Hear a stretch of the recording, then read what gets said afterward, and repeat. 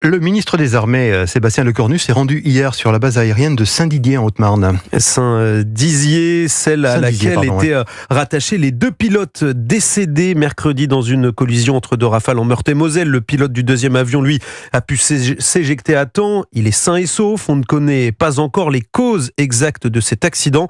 Des enquêtes sont en cours, mais l'erreur humaine semble être l'hypothèse la plus probable, Mélina Fachin. Il faut rester très prudent, mais selon Jean-Paul Paloméros, ancien chef d'état-major de l'armée de l'air et pilote de chasse, l'hypothèse d'une panne technique, même si on ne peut pas l'exclure, n'est pas la plus probable. On aurait eu un lancement d'un message d'alerte. Donc, ce qui a pu se passer, c'est qu'il y a eu peut-être, l'hypothèse, une perte de visuel. Quand on est amené à manœuvrer, ça va très vite.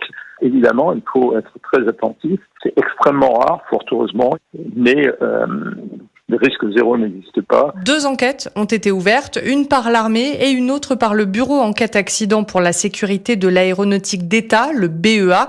Elles seront extrêmement rigoureuses. Les enquêteurs vont bien entendu interroger le pilote rescapé. Ils vont utiliser et analyser les enregistreurs de vol qui sont très précis, pratiquement au mètre près, à la seconde près. Vu le profil et la nature de cet accident, ça ne devrait pas être très compliqué. Et il estime qu'on devrait connaître les conclusions de ces enquêtes d'ici quelques semaines. Strasbourg, Mélina Fachin, Europe 1.